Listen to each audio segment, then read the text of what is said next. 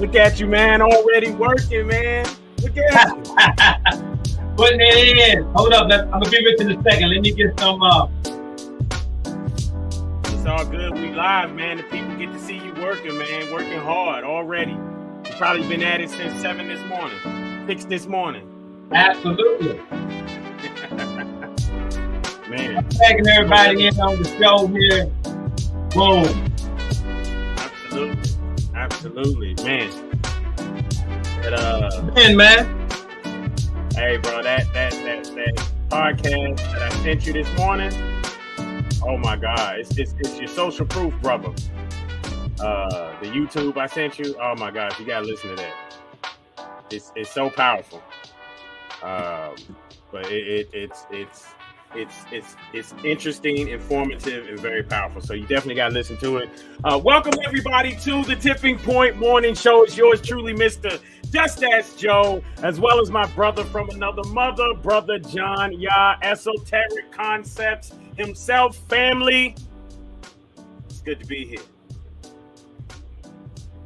You good? Yeah, I'm good. Okay. I'm just making sure. How was your week? Man, my week was pretty fantastic. You know, I'm gearing up, stepping out into. I'm taking on a full-time role, because for me it's a good place to get financing for some of the business ventures and ideas that I have. So, you know, from the cosmetic line as well as the insurance. It's being able to go grab a job. The beautiful thing is my resume is dope, so you know I can always grab good jobs, and you know what I mean. Yeah. You know, it's all good. So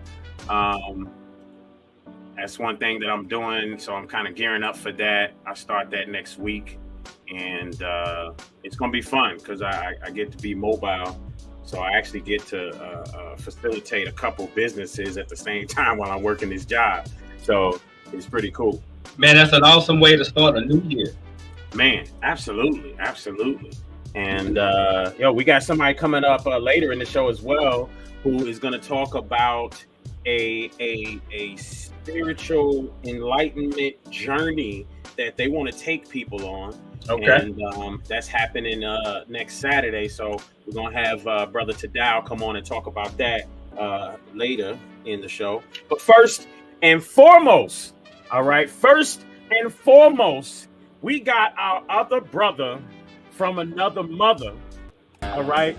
This brother right here is Brother Crypto Kenny with the Crypto Wrap Up. Hey, he comes with all the excitement, and he comes to do a 5-minute. He comes to do, and I repeat, a 5-minute crypto wrap up. My brother Talk Hard, Crypto Kenny, step up to the stage, family, and tell us what's good in the crypto world. Good morning, gentlemen. Good morning. You guys are my heroes. You guys are my leaders. I appreciate you. Just to start off the wrap up, this is towards the end of the year, so I wanted to kind of just do a little bit of crypto and kind of just give you guys your general information on life and improving yourself. First and foremost, if you guys want to get involved with Bitcoin Campus, you're going to have to reach out to Joe. We're completely reformatting the website, changing the price points, adding more value. Some of the things that we learned, we're expanding on that and making sure that the website supports some of those additions. So we're going to have a special registration for the Tipping Point Morning Show. I haven't put that in place just yet. I've been spending the whole week reformatting the site and changing it onto a different server. But what I want to say is it's towards the end of the year. And when it comes to investing, I've noticed that a lot of people will have bad experiences, and then they end up taking those bad experiences and justifying it as a whole, and they give up on investing itself. And I want to compare that to relationships. It's very similar. If you're in a relationship with somebody, or if you've been in a relationship with somebody and it didn't go well, let's say that person was abusive mentally or physically, or maybe they weren't the type of person that you expected them to be. if you take that same energy and you carry it along with you to the next relationship, that relationship will be destroyed as well. What you should do is you should identify the signs of, you know, what a person is, how they move, what you want, and then you could take those experiences along with you in the next relationship to identify those signs. But if you just say to yourself, oh man, you know, that relationship didn't work, no relationship works. You're going to put yourself in a position where you're not going to have success when it comes to relationship factor. And we all know that when it comes to relationships, you know, men need, you know, a partner, women need a partner, you know, for balance, you know, even if they're not exactly your cup of tea in terms of everything that you like doing, the balance that the opposite sex provides gives our body some sort of harmony, right? So the same thing happens in the investment world. If you have a bad investment and then you start to say to yourself, look, I'm not going to invest anymore, everything is a scam, then how are you going to get wealthy? You know, what's your next plan? Because if you just give up and just say, okay, I'm not going to no longer invest, you go back into what you already know is not going to work, the rat race. The rat race is just to survive, right? So there's a difference between surviving and living fruitful, or being wealthy, or being on that path, you know, and there's a difference between being good and being great. So the reason why I'm bringing all these up, and I'm going to try and, you know, finish up in the 5-minute time frame, is it's the end of the year. You know, it's time to, you know, find out within your life, how can you be great? Like, for example, you know, we realized that there were some price points that we were spending on our server that was a little high. I also realized that no matter how good I am in terms of sales and marketing, I can be better. So what I did is I went out and, you know, hired somebody that I pretty much don't necessarily agree with everything that he says. However, he has a track record of doing great things from a marketing perspective. So I have to take my ego and myself out of the way and learn something new from another person, which is very difficult for people, especially as you get older. You feel like, I've been doing this and it works. So it's, you know, so I got it right. But that prevents you, that mentality prevents you from being great.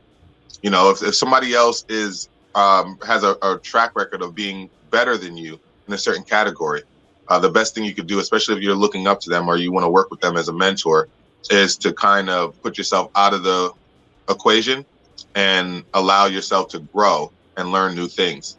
So, you know, that's pretty much what I wanted to talk to people about today. It's the end of the year. Do a review on what works and what doesn't work in your life. Spend more time doing the things that work. You know, don't let bad times pull you down too low. You know, make sure you ask God to lift you up. The bad times is what helps you grow to be a better person and a stronger person. So you have to embrace the bad times. You know, it's really just having your mind about that character building, baby. That's what we talking about, character building. Hey, and when it comes to the Bitcoin campus, remember, folks, you still got the bitcoincampus.org. But just the same, you want to join Bitcoin Campus, just reach out to me, because, you know, the Tipping Point Show, we just kind of have a back door. We got to connect, okay? We got to connect to the Bitcoin Campus. So you want to join the Bitcoin Campus, get more informed about different coins, tokens, and all the things that you hear about but don't know anything about. Because even in that situation that you're talking about, Kenny, it's just a matter of a person with a bad investment. Guess what? Go get more informed so that you can make better investments. And that's what that's all about. So, bruh, we're going to hit you next week. We appreciate you. Yes. Love you, family. Appreciate it. Love you guys, too. Keep up the great work. Thank you, brother. Absolutely. Man, that was a powerful message he just laid on us. Hey, man, it works in many different things. Yes, it do. You know, all relationships, business, personal, all that stuff. So we appreciate Brother Crypto Kenny.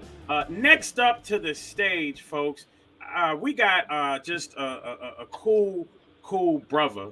And I got to play something real cool for him. This is what I play for my brother right here. Brother, this is just with the stock spotlight. This isn't, folks, we want to let you know, this isn't coming from a financial advisor expert. This is coming from someone who's retired, who literally has gathered information and it works for him. And so he's sharing information that works for him to everybody. Okay. And so we love him here on the Tipping Point Morning Show. Brother Leonard Walker with the Stock Spotlight family. Welcome once again to another week of the Tipping Point Morning Show. This is all you right here. It's cool, collect. All righty, brothers. Yes, indeed. Like Brother Joe was saying, is I'm not a financial professional. Do your own due diligence. Don't trust the guy with the nice beard and the cowboy hat. Do your own due diligence when it comes to these stock tips and different things. See, so all right. To keep in the theme, today is the last day of the year. Last day of 2022. So, hey, let's make it let's go out with a bang. All right. If you've been noticing, it's been a very tumultuous year when it comes to stocks. And as a matter of fact, it's been like maybe one of the worst years that has happened in a long time. But that doesn't mean that, we can't make something happen good, right? This is a good time to go over your portfolio and look and see what's working and what is not working. Just like Brother Crypto Kenny is saying, look and see what's making you money. If you got stocks that's out there that's losing you, don't worry so much about if when it comes to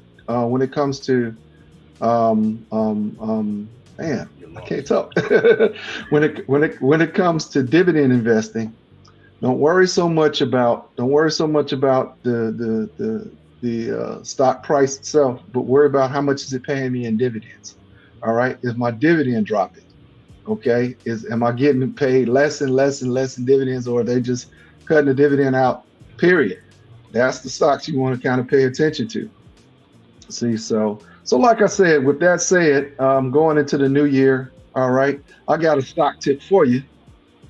Let me get my pad and pen ready. There we go. I got a stock tip for you.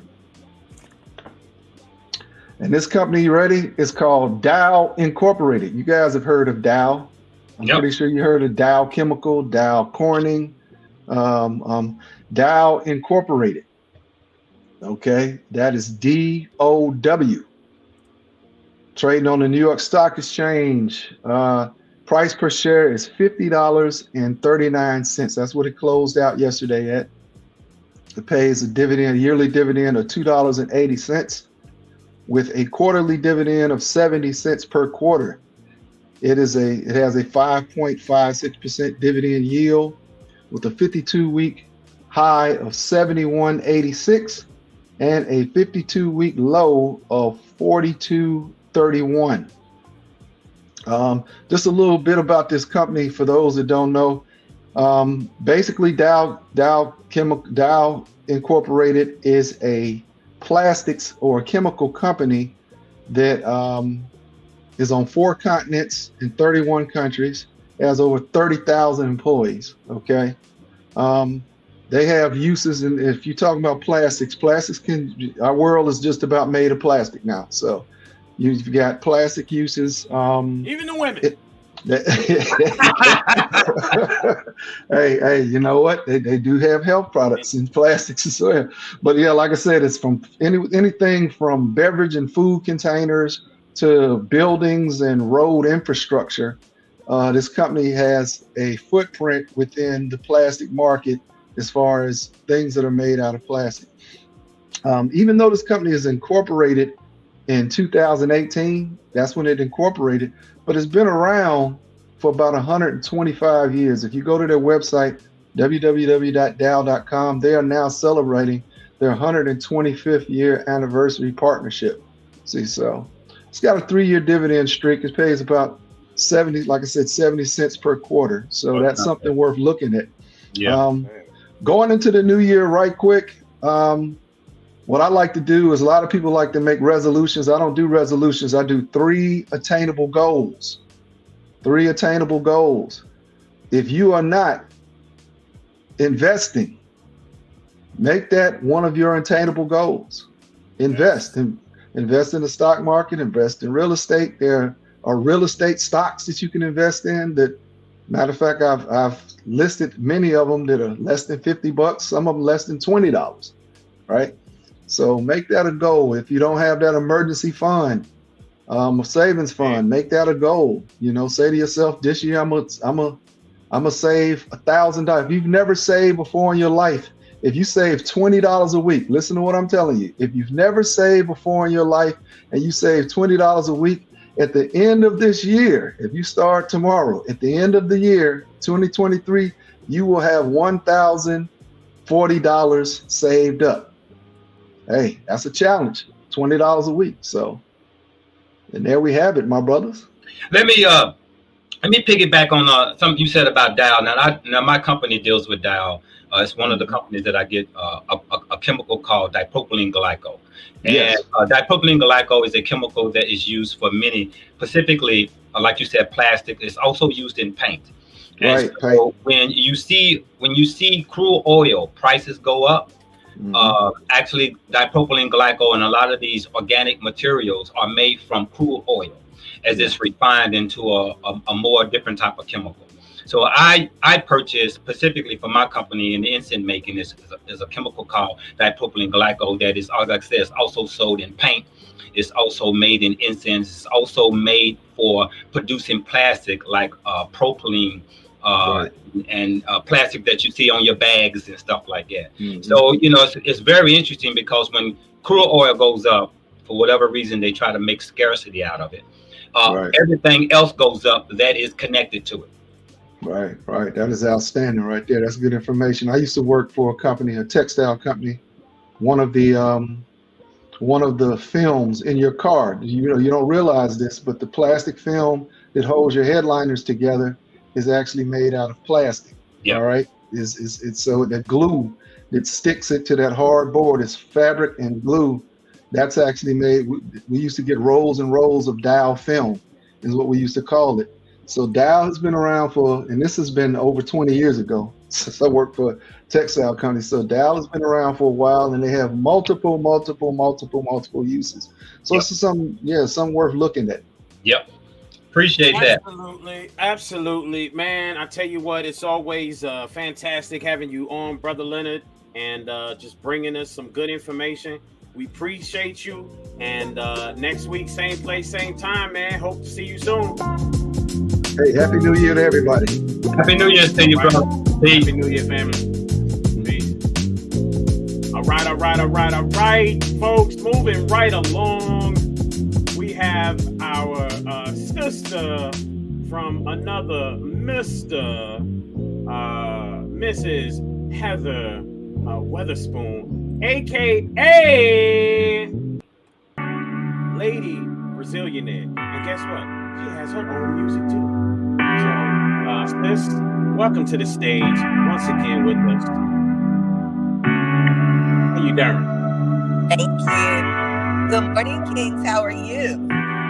All right. We are perfectly fine. How you doing, Queen? I am great. Of course, trying to keep my hair intact because it's raining. But and let me say this real quick because you did comment on it. Yes. Men are following suit to become plastic too. Okay, most everything that we say, if we direct something towards women, direct something towards men, you can rest assured that it's on the opposite side as well. Yes, men got fake hair. You know, we're doing the Beijing with the fake hairlines and all that stuff. And as I'm looking out into the social media world, there's a whole lot more coming along, man. And there's I really so many articles about that one. Yes. Yeah. and there's some questionable things when you start talking about men adding, you know, buttocks and things of that nature. You know, I'm starting to we're blurring the line of the word men at that point. But nonetheless, sis, we appreciate you. It's 5 minutes in financing with Lady Brazilianaire. Family, go ahead, spill your tea. Today is the last day of the year, and I'm happy, but I'm sad at the same time. More happy. So my tip for today is for everybody who's watching or listening, go back over your finances. And here's what's going to make you mad. Find out what you can do without and take it out. Message. A lot of people don't like to remove things. They always think, oh, I need this, I need this, I need this. No, there's a need and there's a want. If you don't need it, take it out. You have everything that you already need if you just open your eyes and pay attention. This entire year, we've been talking about budgeting your money. Remember, tomorrow is the 1st, then the 2nd. Your mortgage is still due. Your rent is still due. Go back through your finances and find out what you can do and not do without. I hope that helps you out, somebody. I love you all and Happy New Year. Happy New Year's to you. Absolutely, you're right. I'm a person that I throw stuff away. If I look at something and I say I haven't used it in a while, it's gotta go. Yeah, Absolutely. And also, very quickly, I do have a new business venture, but we'll save that for after dark. Okay. All right, sis, we'll have to have you on the Impact show and talk about that new business venture. Until next week, we appreciate you. Bye. All right, folks. I tell you what, it is just been a great day, a beautiful day. I didn't even ask you, man, how was your week?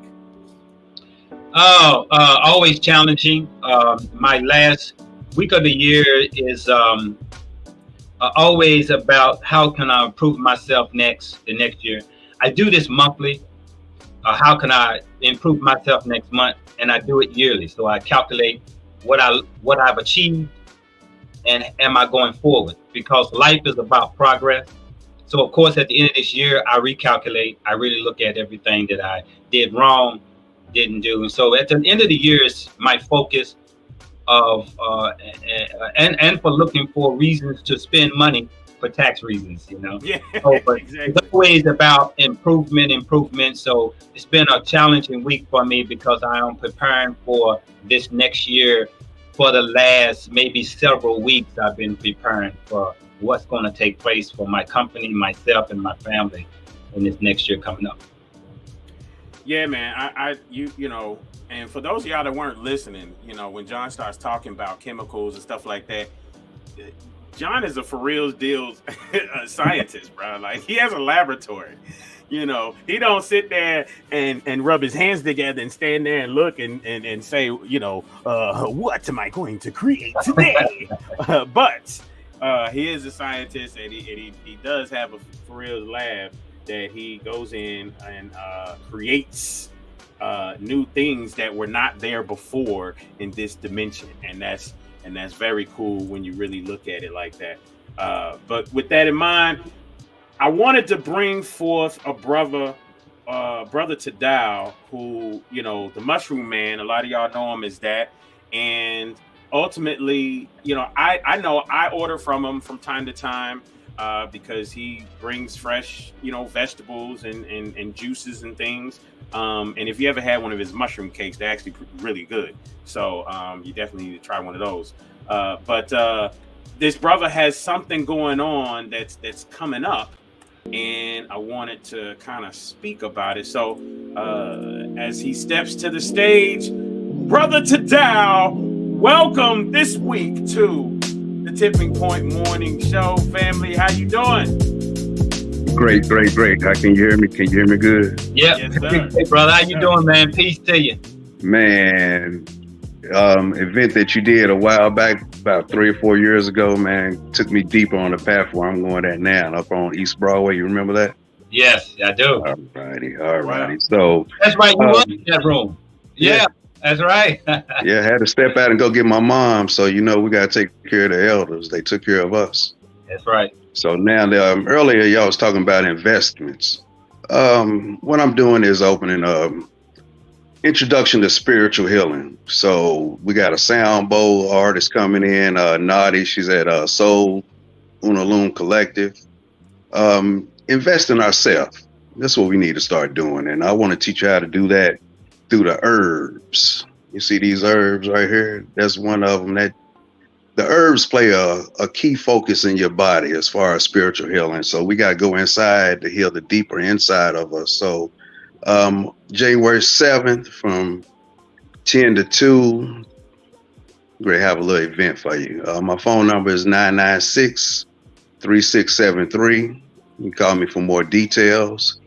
I have some teas for you, some little tasty treats that are healthy for you to open up your body. So each organ's got a little bitty sound that it vibes to. So that's what we're going to do. We're going to open the inside of you. We're going to open the spirit inside of you and help you heal from inside out. Invest in yourself. Now, real quick, before you go, and I'm showing the flyer that you sent as well. Herbal teas, intro to herbal spiritual aspects, herbal teas and foods. This sound bowl bath. Now, John, you're pretty familiar with this, right? Yeah. Because you showed me something a while back, I believe, that was pertaining to this, correct? Frequency bowls. Yeah, I have one look just like that. Awesome. So, this is something, folks, that a lot of y'all been out here talking this frequency stuff. It's almost as if it's become a fad. There's plenty of us that are really indulging in it and learning and all that good stuff. This is a chance to get with this brother next Saturday, as he says here, 10 a.m. to 2 p.m. for you to actually learn, to truly learn more about this stuff, because it's for real serious, bro. Like, when you want to think about frequency and sound, first thing pops in my head is the cilia inside of your ear, right? If you lose that, that has everything to do with, when we just talk about that frequency and sound, you'll find yourself on the floor with about a vertigo potentially, right? So it's interesting when you're digging into this, because now you start talking cultural. Now you start talking, what were we before, which John poses this question, it seems like every week now. What were we before we were slaves? Yeah, who were we before they came? All right, yeah, there we go. Who were we before they came? So we here coming back. We got soul brothers and sisters. So that music sound bowl, man, it plays frequencies. And when you said Cecilia, the Cecilia even in your lungs, sometimes that stop. And if you ain't got no air coming in, with these masks that they got us wearing, we can do without water. We can do without food for days, but you can't do without that air. That's right. So if your body ain't frequency right, letting that fresh air coming into your body, you're not gonna vibe right. So come and invest in yourself. Learn about that bass. We love bass. When we play that music, that deep bass, man, we got to get back into the vibration of self. And we got soul. So open it up. Yes, sir. There we go, brother. Hey, we appreciate you, family. Absolutely. All right. So good stuff. I tell you, man, just nothing but good information, good stuff. And yes, as Hamara says, it's not a fad. We are returning. There are some people out there that they just throw the shit out because they just say shit, because it sounds good. But what's happening, and she's absolutely right. There's a situation to where a lot of people, a lot of us are starting to learn more. And I love the circle that I've created around me, because there's people, El Patat, man, I learn stuff from this brother all the time. Every now and then we can get on the phone and talk and go further in a couple conversations that we might have had on social media. Brother Mishon, he just retired from his day job because he is going to go, I believe, full force into something he once did before, which is Primerica, the business of Primerica. He was big news in that years ago, and he's going to go full force into that. So again, when you look at this, these are people who have the ability, who have created a financial structure around themselves of security. that have the ability to make moves. Pata brings things to the city. You got Mishon that does the same. A lot of people out here just doing some good stuff. Shout out One of a Kind Slice of Pie on YouTube. We appreciate you stepping up today. That's a Hummer.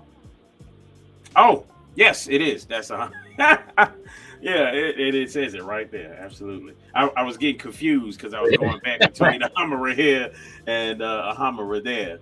But we got something beautiful for you today, folks. We got a great conversation. We are talking about Kwanzaa.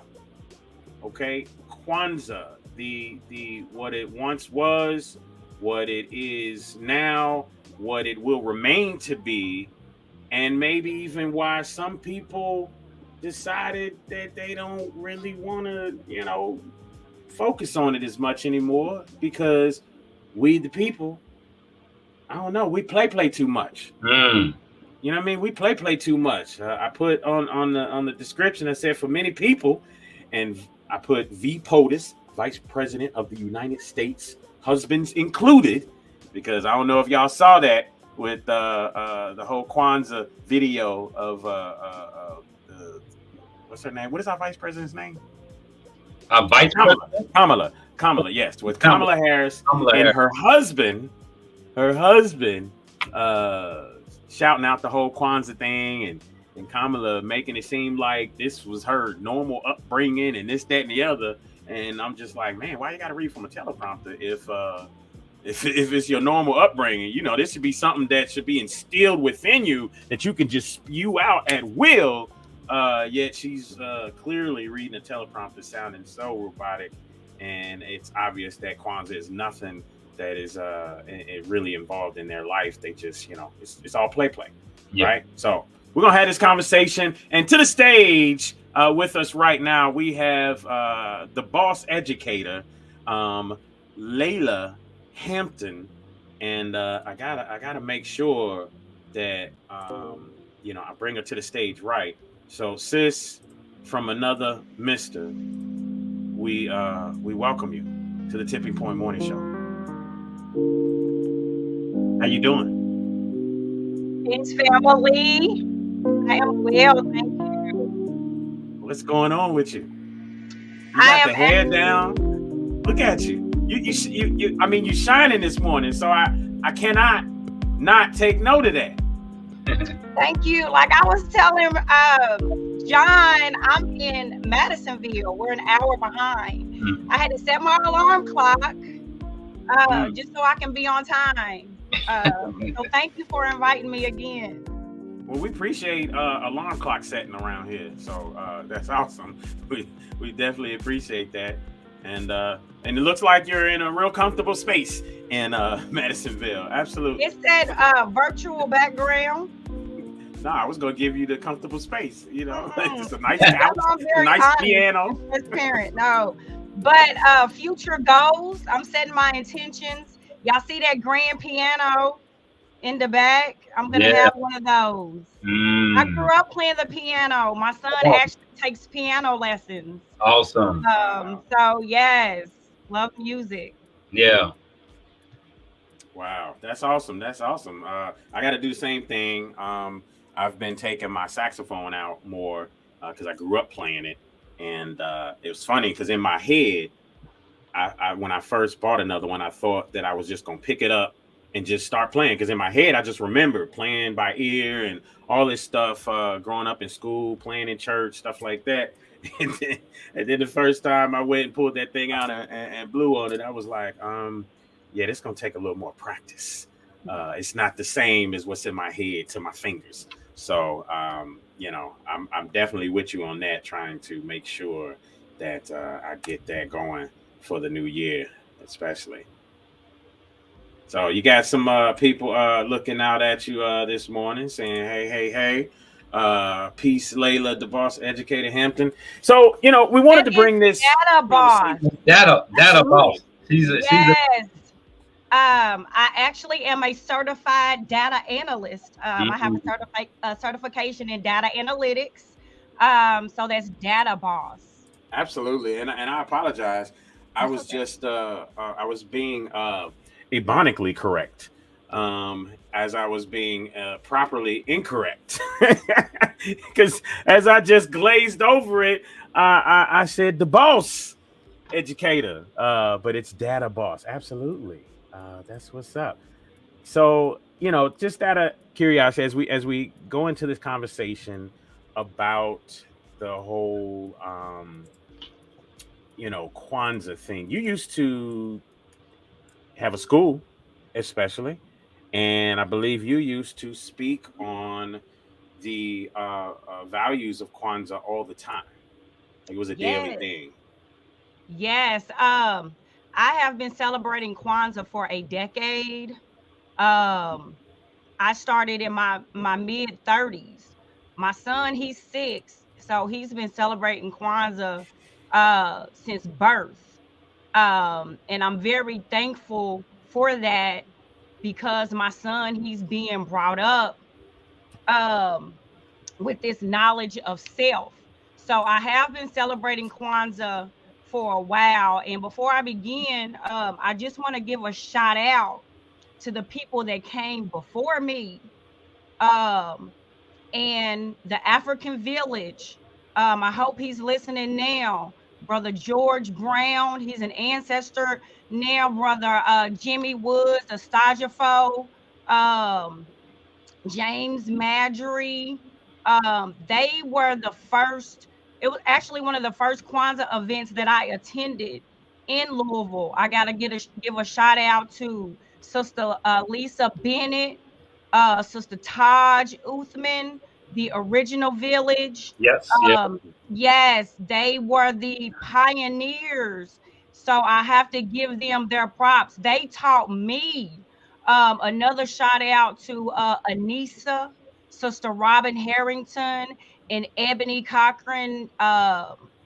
She also, those queens also were some pioneers. So I definitely have to give them their props because if it were not for them, I would not be where I am today.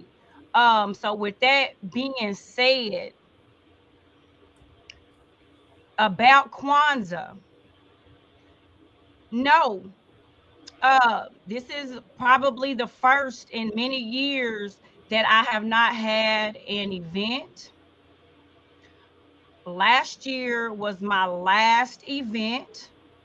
Shout out to the Arabian Nights. We had it at the dojo. Mhm. Shout out to my family over there off 28th Street. So that's actually where my Kwanzaa event was held last year. And as you remember, that was during COVID, during the lockdown. And everybody, and I was part of the Louisville Kwanzaa committee, but everybody was scared. Layla, Nobody. before we go into that, I do want to talk about that. Before we go into that, there's two things I want to talk about. I want to open Okay. up with. I want to open up with the history of Kwanzaa. Absolutely. Where exactly, when, and who created it, Yes. and how we get from there all the way up till today Yes. as practice. So just give us a little bit of the history of Kwanzaa, who created it, what year, when did it start? Now, Kwanzaa is based off 7 principles, the Nagazu Saba, and I have to preface that because Dr. Karanga, he's credited with starting Kwanzaa, Dr. Malana Karanga in 1966. And it was born out of the Black Power movement. Kwanzaa was started as an act of resistance. Now, I love history. Actually, at our school, we call it our story. Right. So right now we're telling our story, and we need to tell our own story before somebody else tells it. So with that being said, it was started in 1966 by Dr. Malena Karanga. Now, I will say this, based on my current research, now that's something that I do. I'm a trained researcher, which is why I'm a data analyst, because I love research. But last year, and the General Ahamara, she can attest to this. Last year, at the keynote address, I delivered the keynote address, and when I was doing my research, I stumbled upon some disturbing information. And John, I don't know if you were there last year or not, but I found out that us, Dr. Karanga's organization, the rival to the Black Panther Party. Mm-hmm. And for those of you that don't know, I'm the former Minister of Education for the Black Panther Party. Mm-hmm. So I had to do some digging. Mm-hmm. And I found out that us was a rival, and I'm going to say gang, to the Black Panther Party. Mm-hmm. And they were actually created to bring the Black Panther Party down. Mm-hmm. That actually was one of the first incidences of, and I hate to say black on black crime, but our ancestors were murdered on a college campus. Can you imagine the Black Student Union having a meeting on campus and two young college students lose their life? Yeah. So tell me something. Tell me about the conflict between the Black Panther Party and Dr. Karanga at the time. And let me go ahead and check my notes, because I want to make sure that I'm clear. Everything that I'm saying as a teacher, I have to let you know. You can go and look it up for yourself. But during the church committee hearings in 1975, evidence came to light that under the FBI's COINTELPRO actions, FBI agents had deliberately fanned flames of division between the Black Panther Party and the organization US, which is Dr. Karanga's organization. Death threats and humiliating cartoons created by the FBI were sent to each group, made to look as if they originated with the other group, with the explicit intention of inciting deadly violence and division. That's what happened. Yes. Wow. Yes. We were actually organizing and building. Remember, the Black Panthers, they're the ones that brought you free lunch. Okay? So everything they teach you is bad. Is it really bad? I never was really taught about the Black Panthers. So with that being said, family, that is how Kwanzaa got started. It was started in 1966 during the Black Power movement. It was infiltrated, basically, and the target was the Black Panther Party. Bunchy Carter and Huggins, they lost their lives, and guess what? They never found the shooter. Right. So now we're talking about the conflict between the two, of not so much as how Kwanzaa was created, but let's talk about, we know the conflict. There was a conflict, and then we're going to get into that piece too. But let's talk about those those 7 principles and how those 7 principles was developed and placed in the Kwanzaa. And let's go through each and every one of those principles. And you got to remember, family, we're playing chess. Yeah. So these 7 principles were very strategic. Remember the number 7. I'm a math teacher. The number 7 is very powerful. So there's something about the number 7. Remember, there are 7 days of the week, the 7 hermetic principles, 7. So the 7 principles, again, it's nothing new. Karanga created nothing new. The strategic part was the planning. Okay. It's the day after Christmas. So it was a way that we were able to identify, where we were able to claim something for ourselves, which is what attracted me to Kwanzaa. Okay. Because I left Christianity. You know, I evolved, and I'm glad you brought me in after Brother Tadao. That's my family. I love his juices, because now I'm on a path to enlightenment. It's all about my spirituality, my spiritual growth right now. So I'm glad y'all had that brother on before me. But the 7 principles, it starts out, the first day is umoja, unity. Now, which is why I no longer celebrate Kwanzaa publicly. I am going to celebrate it in my home. I'm going to teach the principles to my son. Okay. Because it starts in the home first. And that's another thing that I'm learning. You can't go out here and teach in the community, want to save somebody else, if your home is not in order. So that's one thing that I had to learn. And I'm very thankful for these lessons, because remember, we are the creator having this human experience, and all is a lesson. And we're here to learn. So the first lesson was unity. Unity. And the purpose of that was created back then, as we can obviously know that when it was talking about the 60s, that's when the movement was going on. And there was all kind of parties. It was the Black Panther parties. You had the Nation of Islam. You had SNCC. You had all these groups popping up during the 60s.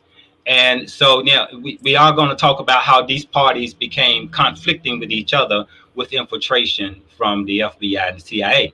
But the first principle was unity, because that was the first thing that was recognized even back then of our division. Well, why would he have to have that as the first principle? Because even back then we had division, namely all the groups that was claiming to be fighting the power were divided themselves. Okay, instead of them coming together to fight the power, they all were separate and doing their own thing, rejecting and fighting each other. So the first principle was unity, and I'm sure his imagination was all the groups have one concept of unity. Okay. Ashe. And the second principle? It's Kuji Chagalia, okay, which is self-determination. And again, I am not knocking Kwanzaa.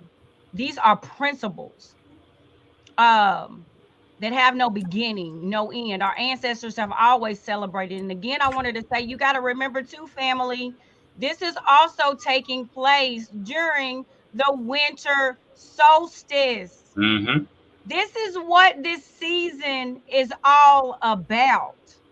And we'll have to do this maybe next year, you know, talk about the winter solstice. So all of our ancestors have always celebrated during this time. But it was for a different reason. And it's not what this show is about, but we got to remember the strategic placement of Kwanzaa, why, and remember who started it. Was it the FBI? Did the FBI pay Karanga to bring down the Black Panthers? Well, that's an interesting concept. That's an interesting concept. But let's go to that second principle, self-determination. Now, why in his mind that he felt that needs to be the second principle after unity? Because apparently we were lacking self-determination. See, we're talking about images. We're talking about our image. Okay. So the first one was unity. We had a problem with unity. That's why we had to talk about and have it as a principle. The second principle was self-determination. Apparently we were lacking self-determination because apparently we needed it. Right. And this is another thing why it was created to bring us what? Back our identity, because we have an identity crisis. Not only then, we have an identity crisis now. We don't know who we are. So here the second principle was self-determination, and that was saying that apparently we were lacking, we were deficient in self-determination. And if we look today, we're still talking that same concept. We're lacking self-determination. Yes. Right. New under the sun. And so what was the third one? The third one is Ujima. Collective work and responsibility. And I really am big on Ujima, because an African proverb that I love as an educator is a child of one is a child of all. Okay. We can't do this by ourselves. Even me. Yes, I'm a master at I'm this, I'm that. But I need my mother, my sister, my brother. It takes a village. Where is our village? When I started my school, I didn't have any funding. We didn't have any grants, loans. We didn't have any corporate sponsors. We wasn't in it for the money. And I love my ancestor, Shirley Chisholm. We were unbossed and unbought. Most of our leaders cannot say that today. So with that being said, where is the village? Where is the community? They didn't, my tuition donation was only $75 a week. They act like that was too much. Everything that is good, everything that's free is not good for you. See, we're used to a free public education. Y'all don't even know the origin of the public schools, but y'all sending y'all babies there every day. Every day. Every single day. So I still have my school. Although we'll talk about that a little later. Yes, I do still have my school. Yes, I homeschool. My son is still homeschooled. Shout out to the Knights Prep Homeschool Academy. Yes. Okay, so now the third principle is collective work. Collective. We need to work collectively as a unit. Right, because the first principle is unity, which means we do need to come together. And the second one is self-determination, not collective determination, self-determination. And self-determination is extremely important. And I've always say, if you come to a table with your hand ready to give, not your hand ready to receive. Because if you haven't gotten yourself together, when you come to a collective work thinking that everybody's going to be taken care of, actually, some people come as a leech. So collective work is very important, but first self-determination, because you should come to the table with something, not come to the table thinking you're going to take something. So collective is actually important behind self-determination, because we do need to work together, and that goes back to the unity. Without it, we kind of fail in this race of this humanity that we're going on. So you got to understand, this unity deals with certain people with a certain color skin. And so now we should have this collective work, meaning that we should support each other's business. We should look to support someone that looks like us, whether it is a homeschooling, whether it is a product, whether it is a service. We should look for that, because if you remember, before before segregation, we had no choice but to come together and have unity. It was like forced upon us. And if you remember the history when segregation was ended, it wasn't so much ended for the reason that we thought it was going to be, but it ended up hurting our own businesses because there were too many black minds wanted the white goods. And instead, when those doors opened up, when you can go to a white dentist, when you can go to a white doctor, then the black dentist lost business, the black doctor lost business, because now people can go across the road to the white man. So because in essence, when you say that, it just made me think it wasn't being reciprocated. Correct. White people weren't coming to go to the black doctors, right? Or black people were going to the white stuff. Therefore, without that reciprocation, the black lost, basically. Okay. And because I think in the integration discussion that we all should get along during Martin Luther King's movement, I think he didn't see the urge for black people wanting white stuff so bad. You see, it was inclusion. Right. It wasn't the point that he was making so that we can take our wealth to them. Right. It was like the inclusion to where, hey, don't stop me from going across the railroad tracks. Just don't stop me. But what happened was it opened the door for those who were craving. It is like telling a person you can't have something because of whatever reason. It builds up the urge to want it. It's the same thing. Same thing as having a white woman. You can't have a white woman, but as soon as them doors open, how many black men try to get them a black? Not all of them, but how many black men try to get them a white woman after the segregation broke down? Like, we begin to see that, oh, not only his ice is colder, his white women are better. So, we still had that. My head threw a zoot suit on. Right. We still had the problem of this self-determination of ourselves because we were hiding an image of our secret love for them, even though we thought we were fighting against them. All right, so now what's the fourth principle? Ujamaa, cooperative economics. And that's what we were hitting on, brother. All we know how to do is what? Consume. Yep. We can't produce, build, or create anything, which is why I started my own school. Let me ask a question real quick. So, as I'm hearing, like, as we're breaking this down, I keep thinking about the Black Panther Party. As we're breaking this down, I keep thinking about everything that the Black Panther Party did and provided in conjunction with these principles. Mm-hmm. It's so amazing because if you tell a lie enough times, people begin to believe it as truth, right?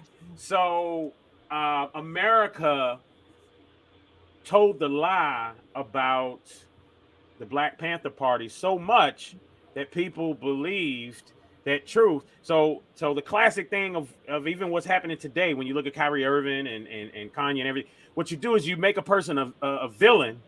And demonize them. Yes. You demonize them, and then it's easier to get the people to come along in your effort to tear them down. And we do it to our own people. But what's even more interesting, I'll tell you a quick little story. Working as a manager and a young white brother who's a good friend of mine to this day.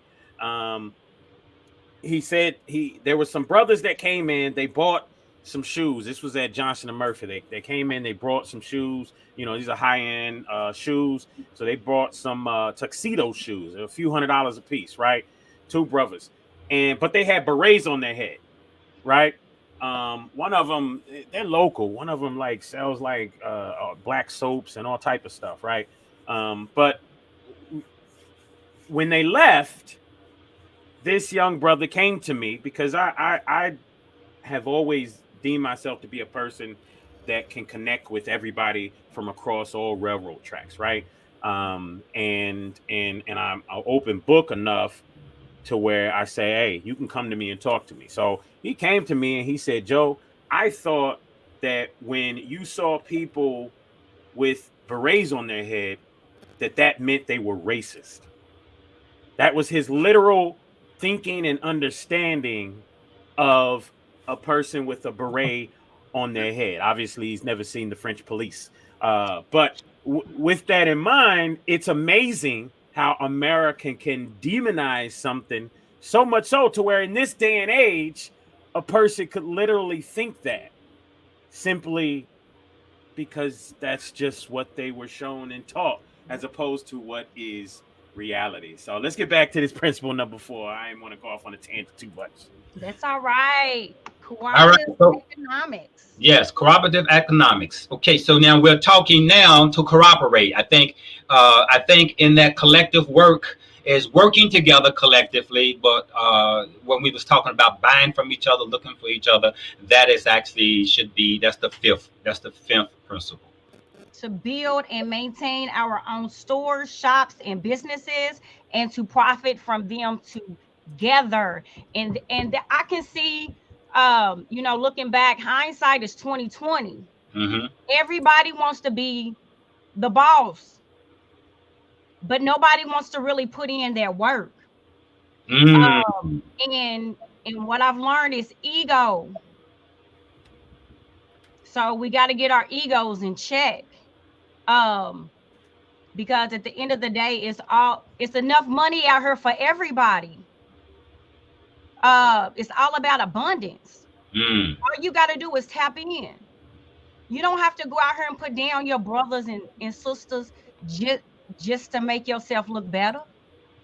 Because again, I've been doing this for a decade. And so my little school, we've had a lot of verbal assaults and attacks. A lot of people attack me personally. Want to talk about my relationships. I'm human first. Have I made mistakes? Absolutely. I love men. Have I made bad choices? Absolutely. I'm a woman. Okay. Hey. So okay. I'm sorry. Yes, I got to preaching. Y'all know teachers were preachers too. That's right. But we have to talk about it, family, because you cannot be ashamed of your past. So when we get into did we say the 5th principle is NIA? Purpose? No, the 5th principle is cooperative economics. Okay, so now let's go to the 6th principle. NIA. Do we do NIA? No. All right, NIA means purpose. NIA means purpose. You have a purpose. And there are songs on YouTube. Like I would play it in my classroom. You were saying about how at my school, John, every day was dedicated to a Kwanzaa principle. Correct. Because most people subscribe to the it's December 26th to January 1st, just like any other holiday. Kwanzaa is a lifestyle. It's 365. It's every day. If you don't know what your purpose is, why are you here? Most of our young people today have no clue. None. Absolutely. So with that being said, you gotta have purpose. You gotta have a plan. Again, I teach chess.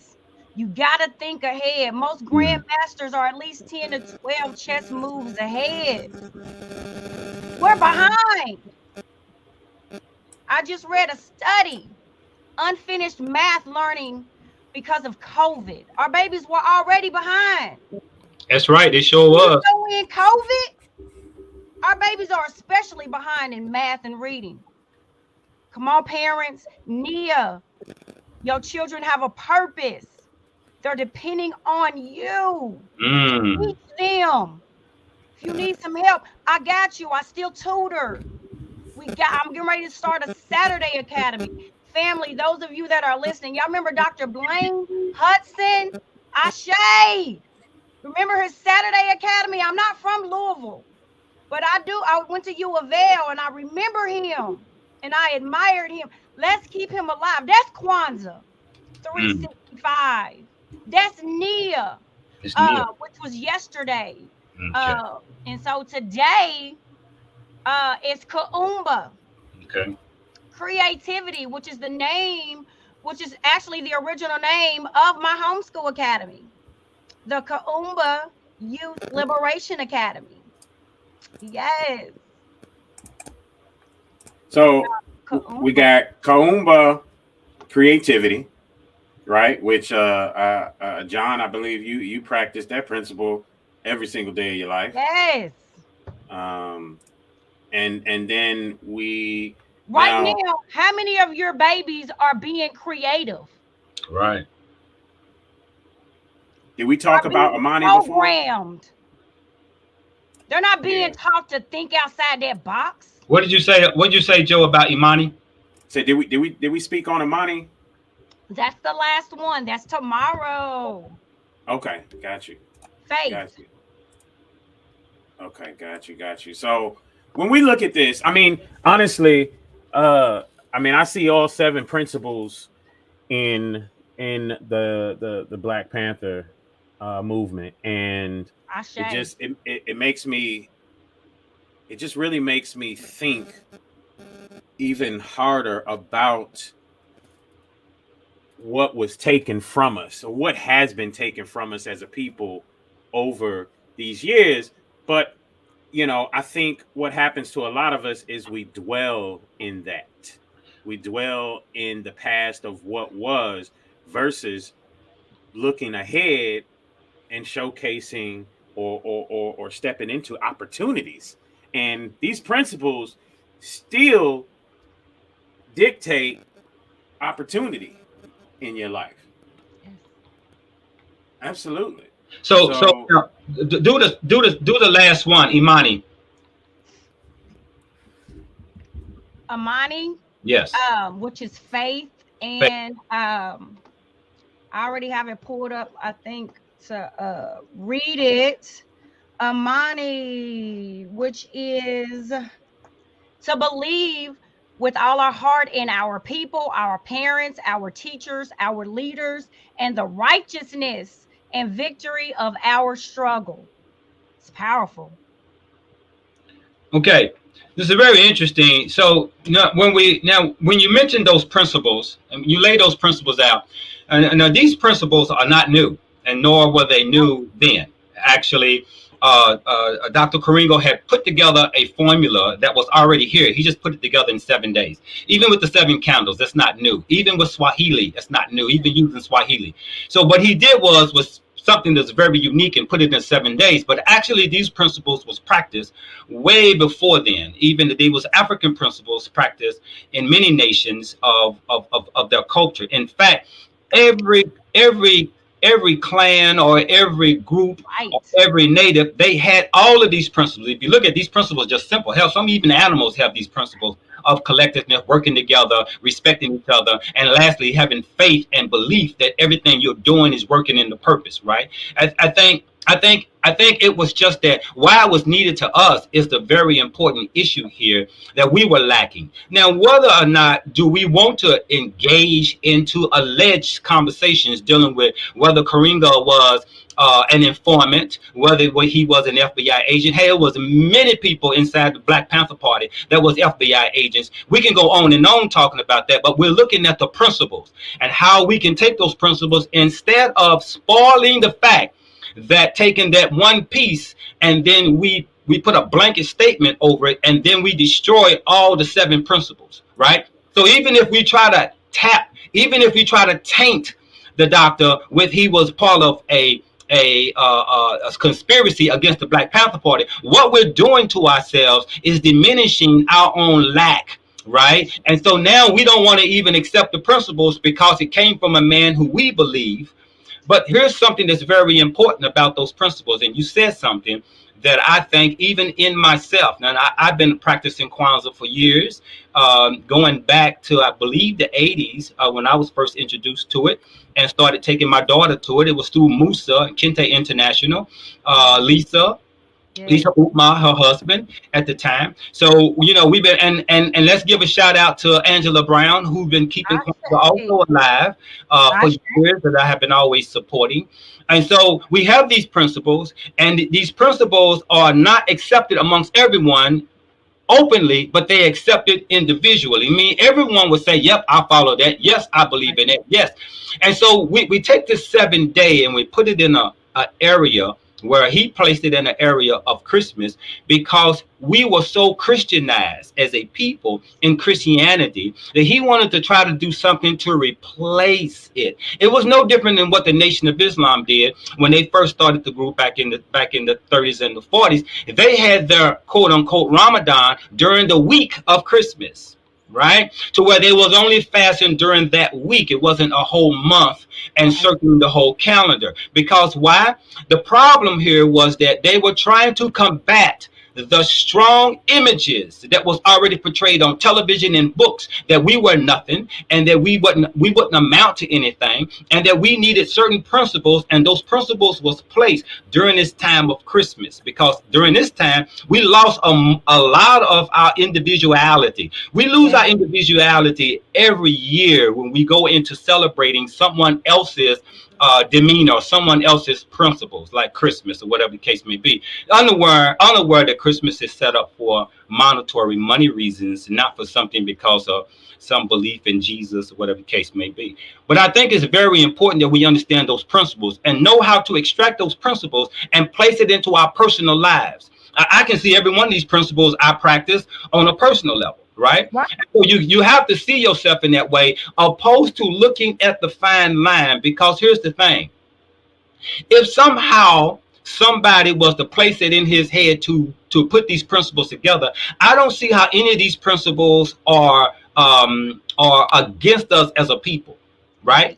But if it is only set to be practiced during that particular time, it's like saying having a blind products for 1 day of the year. Oh, this year here we're going to buy black, but 365 days or 364 days, what you're saying is buy white. If you say buy black 1 day of year, if you say buy black 1 day of year, subconsciously you're saying buy white 364 days a year. So you got to understand these principles are not to be placed only in this particular time. They should be placed all year round. So let me tell you something interesting about our concept of how we look at this. Now we take the principles. I love the drums. I love everything that it's about. You know, when you're in that room and that energy, especially back in the day, it was energy. Because here's the difference. Back then, it was about rebellion. It was about going against. It was about fighting against the power to be. It was all about fighting against. I didn't care where it came from, where their image came from. We were about rejecting it. Now, here we are now, 2022 or 2021, 2020. Now now we in this area to where now Kwanzaa has become commercialized. Now even white people are in the Kwanzaa for commercial reasons, to make money off who? You, right? And so then we had the few years of the pandemic. And my fall out of love, or not with Kwanzaa, but with the people, was that the people were following the Eurocentric rules. Okay, then what's the point of Kwanzaa? The point of Kwanzaa is to reject their shit, right? That was the whole point. And so here we were inside of Kwanzaa, dressing up as Africans or whatever the case may be, now doing it online because we were afraid to come together because some man told us not to come together. And it's very interesting because for the Africans, those who are from the continent itself, let me tell you what they think of Kwanzaa. And it's not I'm not going to make it a blanket statement of they, but let me tell you some of those who I know that sell African garments and stuff like that. They say that the only time that they are selling African garments to African American people is around Kwanzaa, and it's offensive to some Kenyan, that it's offensive because they say you wear our clothes like a costume, like it's Halloween, and then the rest of the year you're not wearing our clothes. And this is why I appreciated your school so much, because it was y'all's uniform. It was a practice that you were doing every day. You didn't find that in most cases where people were celebrating the Kwanzaa and using it as an everyday principle, opposed to using it just in that week during December. So the question becomes, yes, we agree with it, but has it really entered your heart? And if it has entered your heart, then it's actually a practice every day, despite where you think it came from. So, I mean, when you really look at this, all right, is there a way back for us as a people to focus on this practice? Is this something that, when people talk all the stuff about connecting back to the ancestors and everything, could they as simple as it may seem, could they begin to just take these principles and put them into their own lives on a daily basis? You would think so, but however, what we have is we're dealing with a program that was placed, and if you don't recognize the program, then you can't fix it. So if you don't know you have a program inside of your subconscious mind that was already set up for you when you was coming up, this is why it is so steep in our division. That no matter what the principles are, we can't come together. Here's why: because we can't discuss the big elephant in the room. What is the big elephant? Your belief in God. Whose God do you believe in that will stop another person from who's a Muslim to come down and sit down with a Christian, or a Christian and a Muslim to sit down with a Hebrew? It's the big elephant in the room. We can all have the same color, but we can't come together because of that secret love affair that we have in our subconscious mind that nobody really wants to address. That every time if you mention the 7 principles of Kwanzaa, those of you who are religious will use your filter and place each word and see if it places inside of your subconscious mind with your religious belief system. I know Sunni Muslims would not come to a Kwanzaa event. Why? Because of drumming. Because they were told that drumming is haram, meaning bad, right? So everybody's got their own little thing of why, when you mention about why everybody don't celebrate it, everybody can recognize the principles. But it is not yet synced into our heart to have unity, to have collective work, to have creativity, right, amongst ourselves. So we're still lacking it. There are some of us who are lacking purpose. We just going around and just being around. We ain't really having a purpose in life. So it's many things of why we don't. And the FBI and the government's job is to keep us separate, keep us divided, keep us unsure of ourselves, right? Because if you cannot find your purpose individually, you can't find your purpose collectively. It's impossible. So basically, it almost seems like our conversations end up going back to mindset, how we're being controlled. Mindset, yeah. It goes back to that. Religion keeps us divided. How is drumming bad? Yeah, well, in religion, in Islam, and anybody who's a Muslim specifically came up in the Sunni Muslims will understand this, that here's the thing, okay? So you got to understand this culture and religion. So let me give you an example. Why is religion bad? Why are locks bad? Having locks that they call dreadlocks. Why are locks bad? Because in history, drums has always been known to summons the warriors. Have you ever heard drums beat? It somehow gets you, man, it will summon the warrior in you. And so during slavery time, whether we were enslaved by Arabs or Europeans, the strongest ones, there was a certain group of people out of Africa they did not want to fuck with. Excuse my language. They didn't want to mess with. And so when they had locks is a symbol of strength. It's a symbol of rebellion. It's a symbol I'm not trying to be you.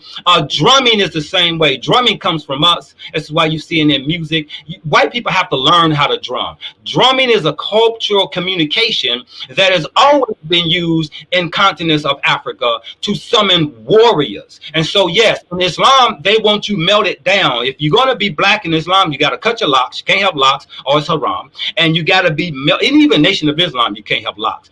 But here you got to be melted down. You got to be humble. You got to be meek. You got to be weak in order to be. And that's the same as Christianity is still the same. It's a tool that is used to make you weak and make you submissive, because it's taking the God from you and making you go find that God somewhere else. So either way it goes, it's not finding your purpose inside of that. And that's why we still running in a circle. I don't know how long we've been Christians, but we ain't nowhere with that. We ain't got a purpose. Look at churches. They separate, one church on one corner, another church on another corner. There's no unity. They don't buy from each other. They don't have collective work on each other.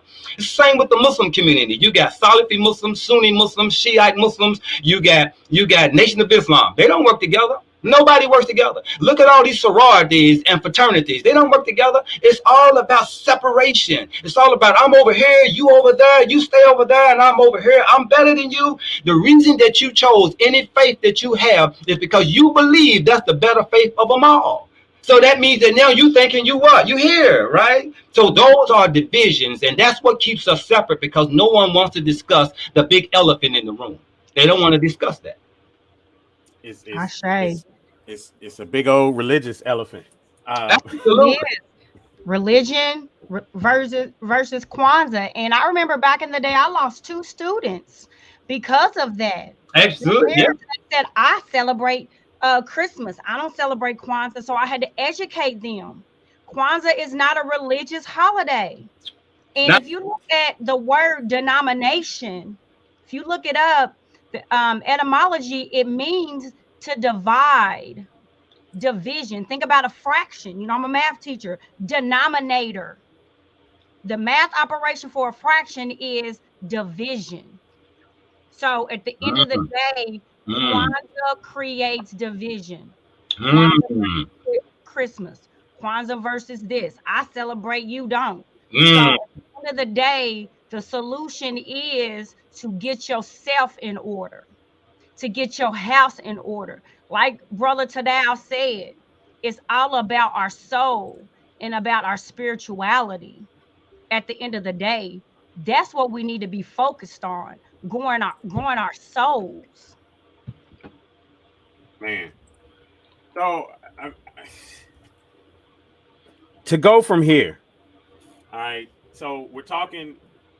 Kwanzaa is not a religious holiday. It is a philosophy, a way of life. Right. Yes. Right. So it is the ability to wake up every day, and really what it teaches is the ability to basically create the better you, starting with you and then branching out to your immediate community. You know, if you take all of this, that's more or less what we're talking about. And I hate to keep going back to this, and I guess the reason why I am going back to this, because again, I look at what was lost. Desegregation was the biggest thing to hurt the melanated man in America, melanated man and woman in America. It was the biggest thing that hurt us at the time, because we weren't ready for that, because we were, you know, I guess at the time we were too busy looking over the railroad tracks, looking at massa and saying, I want that. And we were taught to want that, you know, because it was dangled in front of us like a carrot, like, you know, you could have this, but you too much of a nigga. So yeah, it was a great point you made. And as I was thinking about that, there's an era where we lost something. So because after slavery, we didn't want their stuff. After slavery, within 100 years, we built towns all over America, right? We didn't want nothing to do with them. And then somehow between that and the burning down and segregation and all the Jim Crow, after all of that, then it's almost like we had been in prison all this time, which we were. And then by the time they released us, we went wild. We wanted the white woman. We wanted the white ice. We wanted the white coffee. We wanted everything white. So there was something in between that piece that when you look at the history of the people who just came out of slavery, you have to admire their tenacity. They just came out and look. Listen, I'm gonna tell you this. When I read stuff like that, I'm gonna tell you something. We are weak as hell compared to those people that just came out of slavery. We are at a state now. If we're talking about these images, and we mentioned that each of these images was designed to go into the subconscious mind to do what? To improve yourself. Because why? We have an identity crisis. And it's just as simple as changing your self-image. If you change your self-image, you can change your whole dynamics. But if we're talking about self-image, which we are, notice how we have the highest suicide rates right now today. And it's still climbing, specifically for Black men, because of the loss of identity.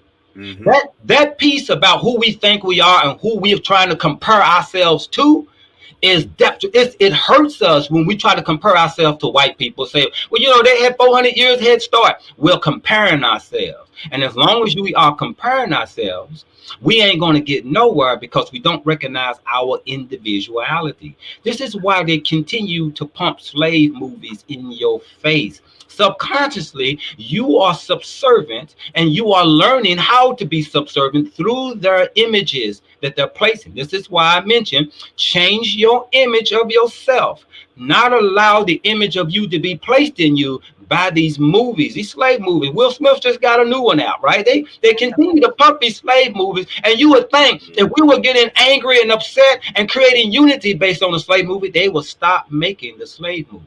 They say, oh, these niggas are waking up. But why do they keep putting it on there? Because it's actually taken away from us our self-individuality that they don't want us to have. So they're going to continue to pump slave movies in our face.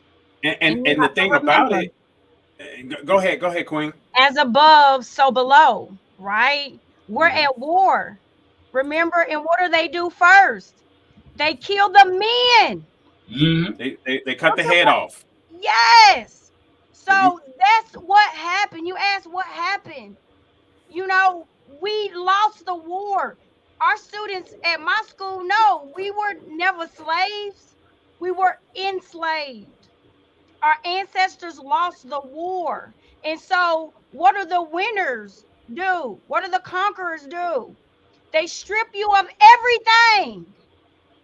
They strip you of your culture, your pride, your self-esteem. You don't even know who you are. That's confusion. We post-traumatic slave syndrome, mentally. Because of that, and the war hasn't ended, family. So that's what's going on right now. We are at war and don't even know it. And we don't even know who our enemy is. That part.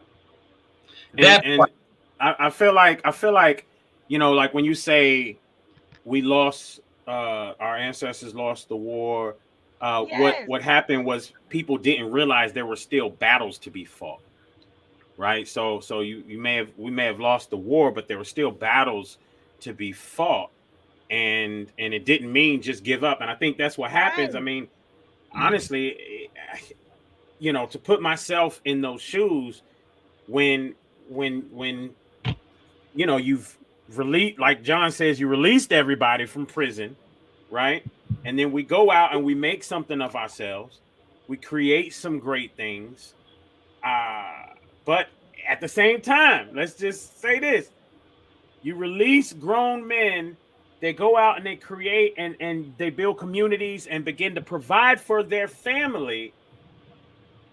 Yet they're still called a boy. Be a 60, 70, 80-year-old man and still getting called a boy. Right? You have to study Dr. Francis Cress Welsing, Keys to the Colors. Absolutely. That would tell you why. Because they are intimidated by you. Black men. Y'all, what do y'all contain? Y'all have the sperm. Right? So black men, y'all always have been and y'all always will be the target. And until yes, and right now it's a situation to where our community doesn't remember that, you know. So because if they did, then we wouldn't have some of the ills that we're having today, where the social media demonizes one of our leaders, one of our people, one of our celebrity. And then we jump on board with it. But that's only because we forgot. Babies this in school. This is why I started my own school, because they had me teaching Christopher Columbus discovered America. Which is a lie. That's the problem. They're teaching your children this. So teaching your own children, that's an act of resistance. That's Kwanzaa. That's really what Kwanzaa is. And brothers, before I forget, I just wanted to say this really quickly.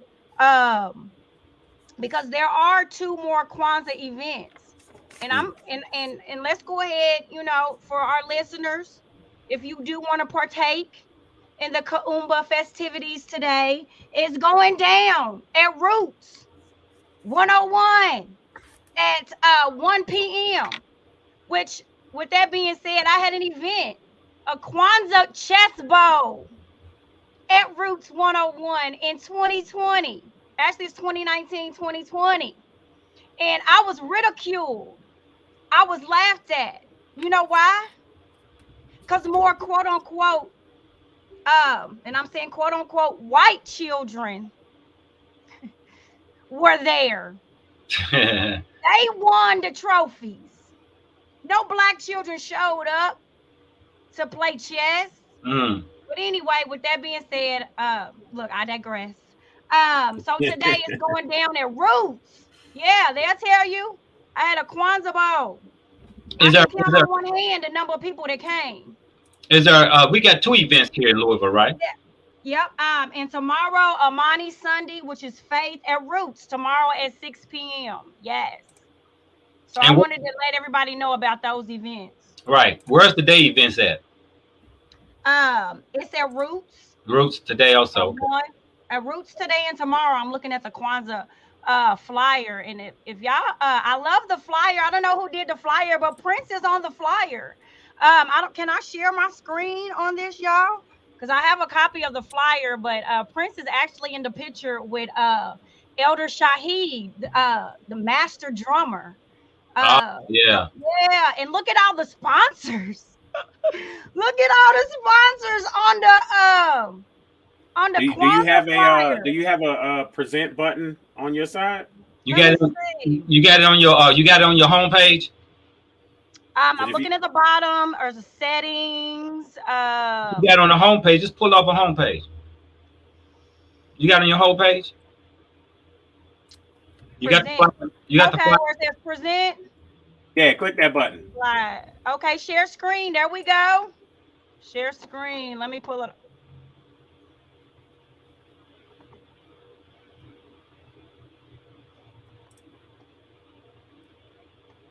Y'all see it? Yep, that's it. Yep. All right, let me make it. Do I need to make it bigger? No, it's good. Okay. But yeah, look at all the sponsors, y'all. Wow. So this is okay, so this is yet again, is Angela Jackson? This is Angela's involved with this one. They're on there. Yep. Shout out to Angela. All right. Yes. River City Drum Corps. My son is part of the River City Drum Corps. That's awesome. Yes.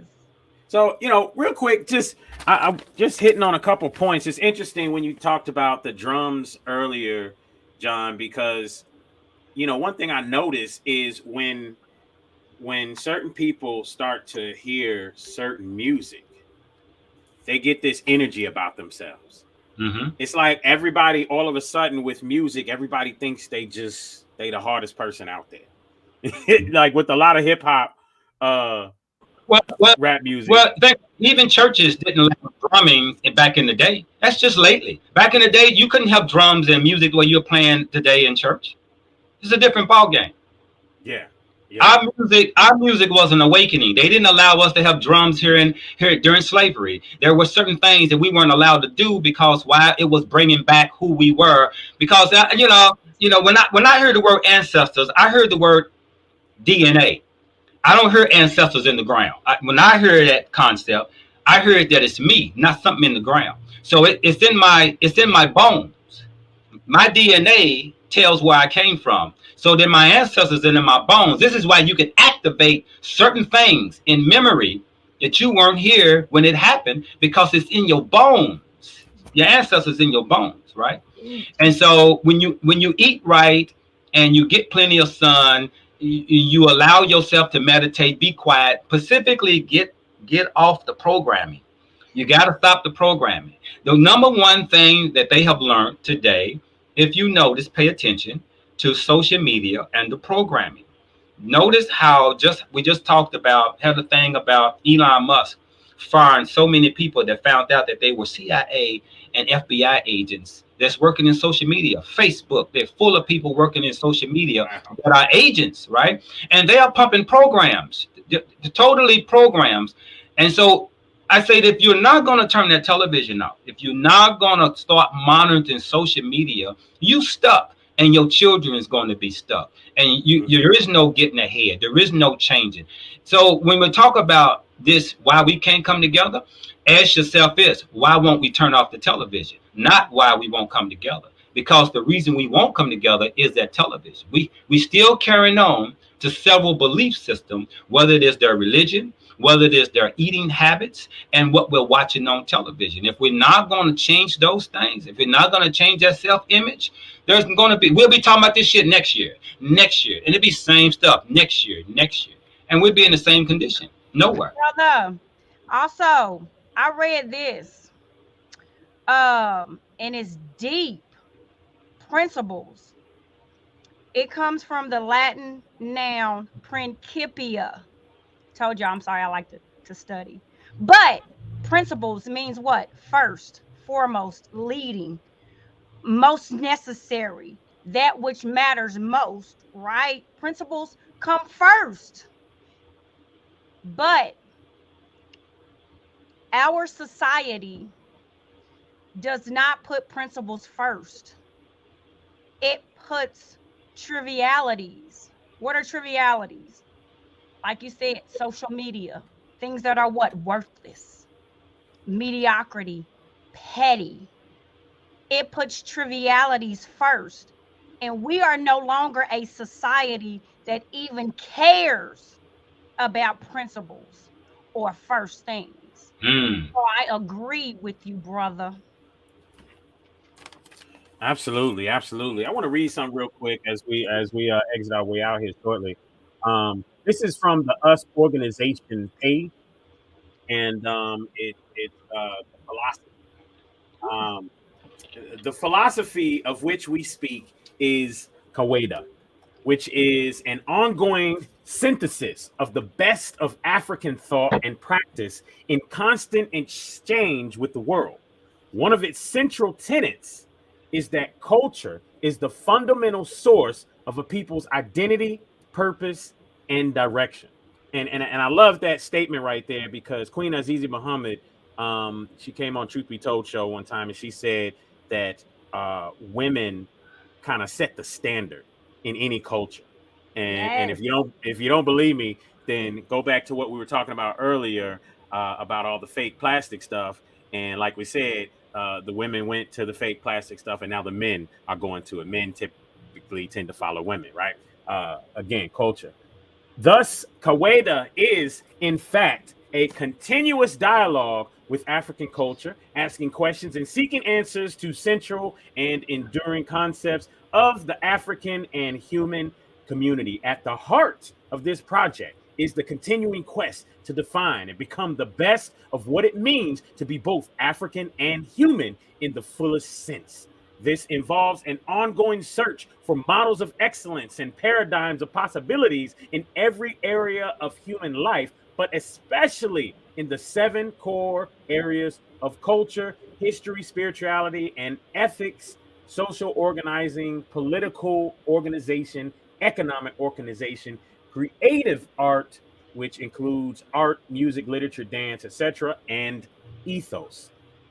It also involves creating a language and logic of liberation, one of opposition and mutually beneficial human relations and human possibility.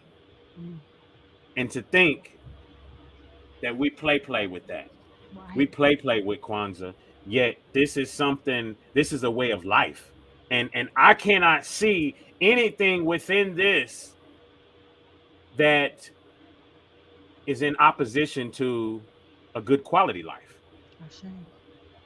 So, I mean, for many of us, we're behind the 8 ball in our practice of it. And maybe there's plenty of us that are practicing it and we haven't put, I don't want to say label, but we haven't attached it to anything or what that practice is or where that practice comes from. But I would say that if you wanted to attach positive principles to something that you practice in your life, then the philosophy of Kwanzaa would be one that is good to attach to.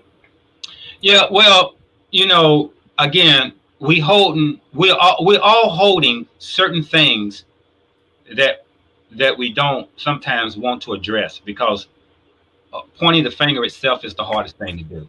And so doing shadow work is the hardest thing to do. To find fault in yourself before you find fault in others, that's the hardest thing to do. Even when you look at the playing ground, whatever the game is, like Monopoly, I don't care what the game is. If you look at the game as the fault, that's the problem, instead of looking at yourself as the fault, because you can't improve the game if you point at the game as the problem. So you may say, oh, the rules ain't right. Okay, then learn the rules and play accordingly. You don't have to play by the rules in this society, Only black people play by the rules just right off the bat. Nobody else does that. Even in the legal field, I was just having a conversation with someone just yesterday about how the law works. Only black lawyers play by the rules. White lawyers don't play by the rules. White lawyer break rules and make new laws in breaking the rules. See what I'm saying? So the playing field, what's the playing field? Learn the playing field and find where you can bend the rules a little bit in your favor, right? You got to bend the rules. And sometimes that looks like you're not being fair according to the law, but who in the hell is the law? The law is written by them. In fact, my belief and philosophy is law is meant to be broken. And if you saw me, if I broke the law and I didn't get caught, did I break the law? In my subconscious mind, if I believe I did, I'll probably tell on myself. But if I believe I'm making a way for me and my family, that's a different ball game. So everybody's in their individuality. Everybody's in their own seat. Everybody's focusing on one thing, themselves and their family. And so people get paid to do things. People get paid to sell out. We call it sell out, but they actually, when you listen to them, they say, hey, all I want to do is feed my family. That's all I want to do. So again, who are the people that just came out of slavery to the people that we're talking about now? The only thing you read in there that I probably will push back on is that part about men following women. That piece is the messed up piece, because we have never followed them in a sense of trying to be them like we're doing today. And these men arching their eyebrows, putting makeup on their face, and going in that route. Because here's what we're challenged against. And it comes from, again, social media and television. Who are we comparing ourselves to? Whenever you look to compare yourself to something, you have diminished your own self-value. It's every time you look at something else to compare yourself to, you diminish your self-value. So if you try to be a woman, you diminish your own male testosterone self-value. And I don't care what it is. And so we got to get to the image of self-purpose, realizing ourselves and who we are. This is the number one reason why, again, the highest suicide rate is amongst black men, and nobody's talking about that. Why are black men killing each other at such a high rate that has not went away? I mean, the numbers are still great of black men committing suicide. Young age. Now, when somebody's celebrity do it, now we kind of say, oh, yeah, it's a problem. But actually, it's going on every day in the black community on the small scale. Nobody discussing. What is wrong with these young boys today? Why are these young boys needing therapy? I've never heard of such a thing back in my day. There's something going on with the men today that are just weak compared to the men back then. I mean, everybody needs to go and sit on somebody's couch. Now, something's wrong. You got this high rate of marijuana in the hood. You got all this liquor in the hood, right? You got everything going on, these devices that keep us to where we are mentally deficient, to where we need to sit on somebody's couch and talk about our problem. I think that's an issue that black men are going through, pants hanging down, trying to be a woman, rapping about nothing. These are images of self. And so when you see somebody with that low value, that means that they have a low self-image. And most other men, boys, follow what? Celebrities' image. Because we're comparing ourselves. Look how many men in their 30s and 40s still trying to be rappers. Why? Who the hell are you comparing yourself to? You see what I'm saying? You 40 years old, you 30, 40 years old, you still trying to rap? You know, as though there is nothing else. And so we have a serious identity crisis. And if we don't address that individually, we'll never fix it collectively. We'll still be running the ramp of those who are taking advantage of us, those who can change the dial and we'll follow it. Like you said, they can make a person look like an enemy before they kill them, and you ain't gonna say nothing because they already made them an enemy in front of your eyes first. Exactly. They do this all the time with television and social media, but we will not turn it off. So of course, if we won't turn off the television, we can't fix the problem. And remember, they only have the ability to do that if in fact you are not doing any critical thinking yourself. Correct. You know, if you are doing some critical thinking yourself, you'll see the plot before it happens. You know what I mean? You'll see the plan, you know, you'll see what's going on. And then, you know, if you see, in essence, seeing the future, if you see what's going on, you can plan accordingly for you and your household. And the thing about attacking yourself or focusing on bettering yourself individually first, shadow work, all of that stuff, is because it then begins to affect the people around you. What a lot of negative minded people, trauma stricken people don't realize is when they're in the midst of that trauma, how they're affecting the people around them and how that's vibrating out to the people around them, which continues a perpetual cycle of trauma that continues to vibrate out from those people to those people to those people to those people to those people, right? As opposed to, you know, doing some shadow work, and understanding that it is actual work. Nobody said it's going to be easy, but it's actual work. Looking in the mirror, holding yourself accountable, and saying, okay, you know what? How I got here is because of me. It's me that needs to help me get out of this, because it will vibrate the same way. The same way that you vibrate that negative, you can vibrate that positive. And I've seen it with other people and their friends being affected in a positive manner. They no longer want to do the negative BS they were doing. You know, this stuff is real, folks. This stuff is for real. Go ahead, Queen. And what it is, brother, and this is from my personal experience, the reason that we get stuck is because we are in a constant mode of survival. You have to look at Maslow's hierarchy of needs. Your basic needs have to be met first before we can even get to the self-actualization, before we can even know who we are. We gotta make sure our basic needs are met first. So with me, the past few years have been tough. Had a baby at 40, trying to run a black school. It's been tough. So it put me in what? Survival mode. I felt like I was just chasing my tail. I was running around in circles. You know why?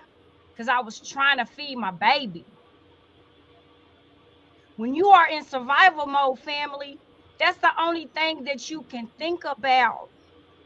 You're trapped, stuck, just like a mouse in a maze. Like Brother John is saying, if we do not change our program, change the program, we're going to continue to be stuck.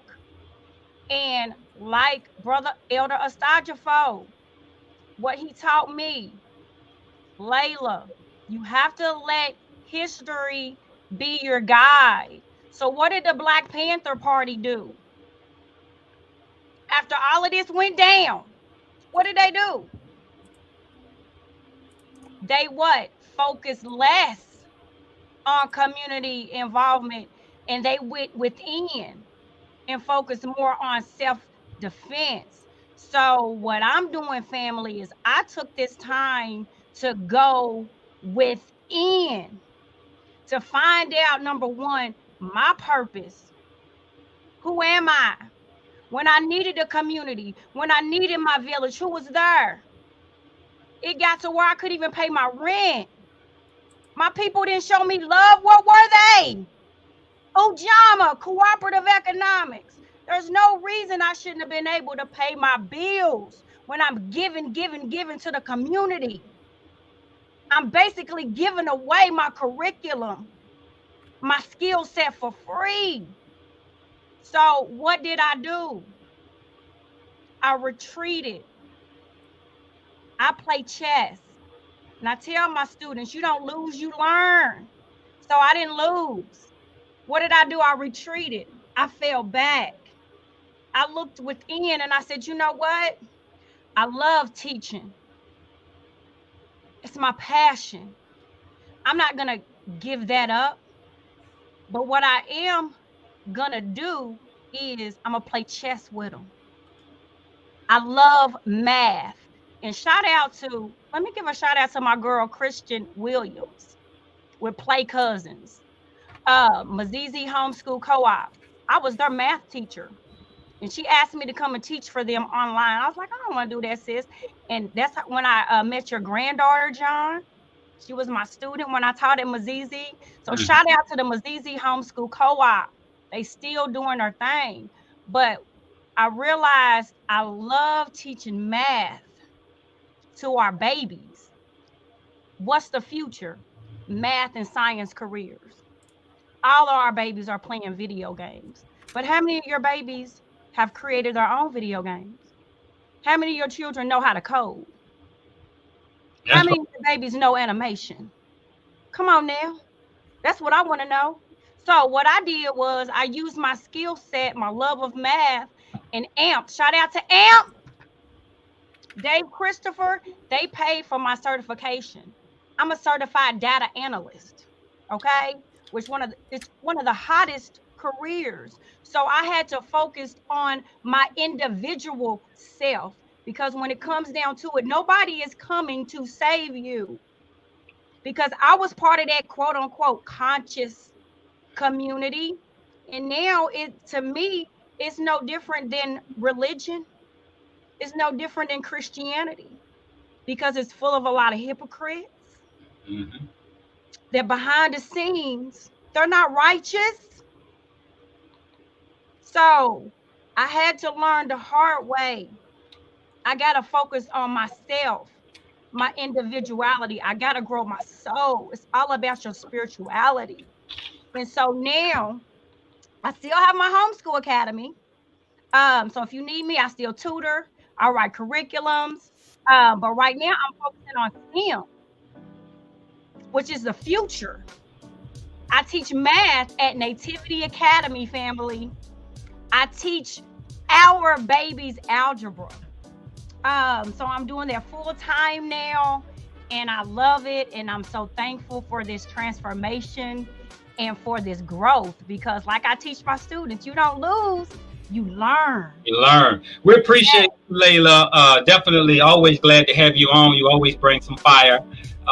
Great info about Kwanzaa. Definitely needed you to come on and break that down, because Louisville, you and Angela and Sister Lisa, y'all the Kwanzaa queen of Louisville. Oh, support her. She has a bookstore. Who?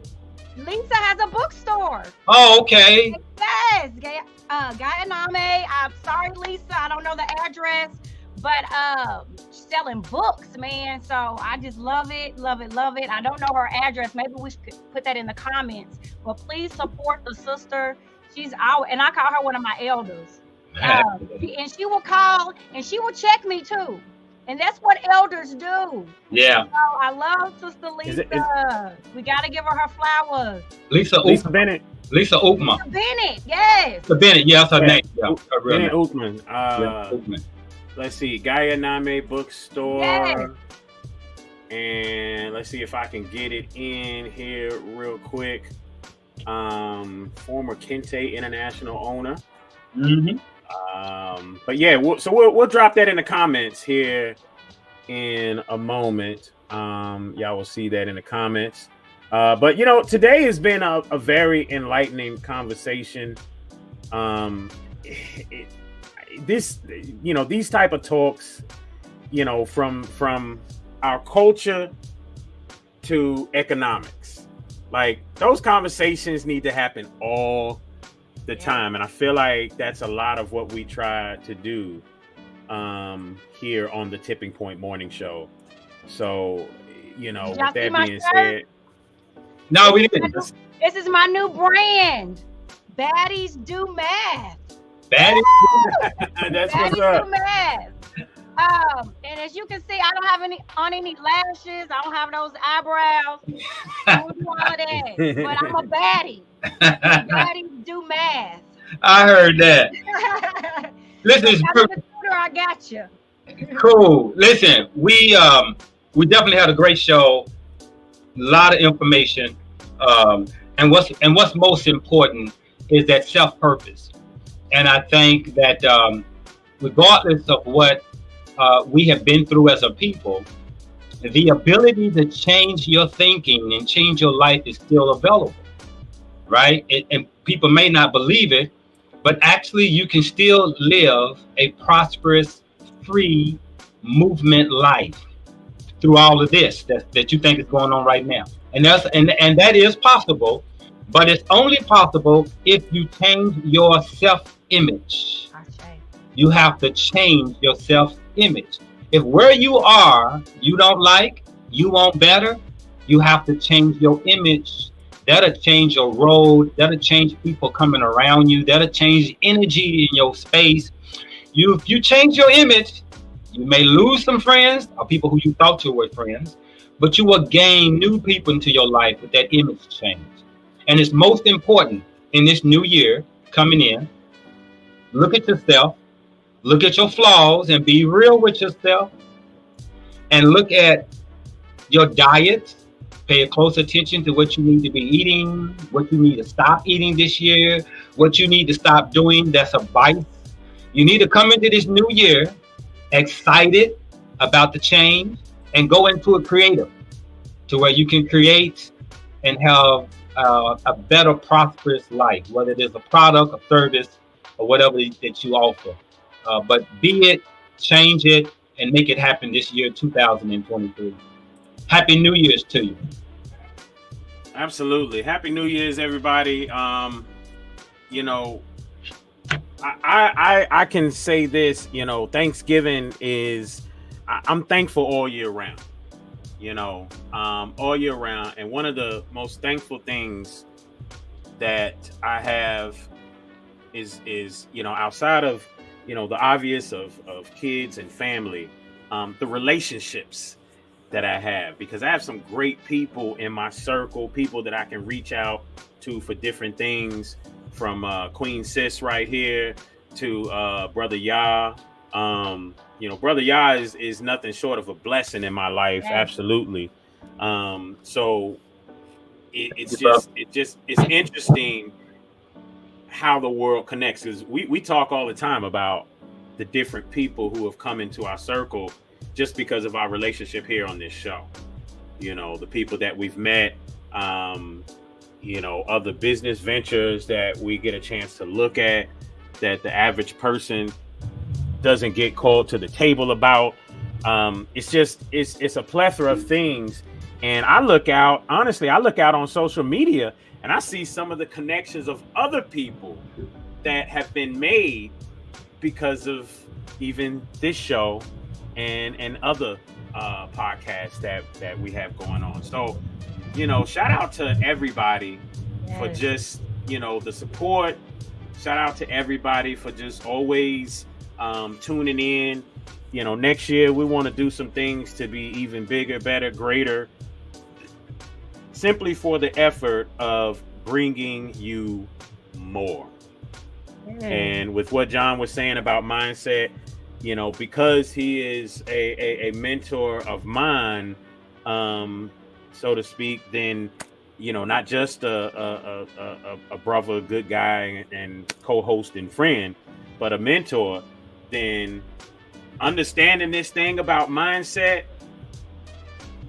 I'm telling y'all, if you really start to look into it, if you really start to pay attention, if you really start to open your eyes to the idea of it's not about being fake, okay? It's simply about saying, I want more. How do I do that? And all you're doing is you go out and you add value to yourself. Okay? That's as simple as deciding, you know what? I don't read as many books. Let me see how many books I can now begin to read. Let me see how much more I can educate myself. You want to be a better, you want to become a better researcher and a data analyst. You have to go and you have to add value. You got to go and find that value, add it to yourself. If you're sitting at home on a daily basis and you're talking about how much you're not getting paid, well, guess what? The way that you get more money in this world is simply to add value to yourself and then reciprocate that to the world. That's it. That's it. That's really it. You know what I mean? Jeff Bezos only became Jeff Bezos because all he did was see something he saw. He said, how can I add value to the marketplace? And Amazon was born. So with that being said, folks, never limit yourself. Let's continue to move forward. Let's understand how valuable we are as a people, as a person. Y'all see it right here. Guyaname, 1512 Portland Avenue. For those that are in Louisville, Kentucky, that is the site of the original Tim Faulkner Gallery, which is still a dope place to visit. I love the coffee shop in there. With that being said, hey, it's been a fantastic show. Next week, same place, same time. Queen. Thank you. May I Thank you. help? Absolutely. We will see y'all next week, folks. Peace. Peace. You are listening to The Tipping Point Show with your host, Mr. Just Ask Joe, John Yeh. You ready? Streaming live all over social media and on your favorite music and podcast streaming platforms. Yeah, you know what it is. Also, check out thetippingpointshow.com. The Tipping Point Show.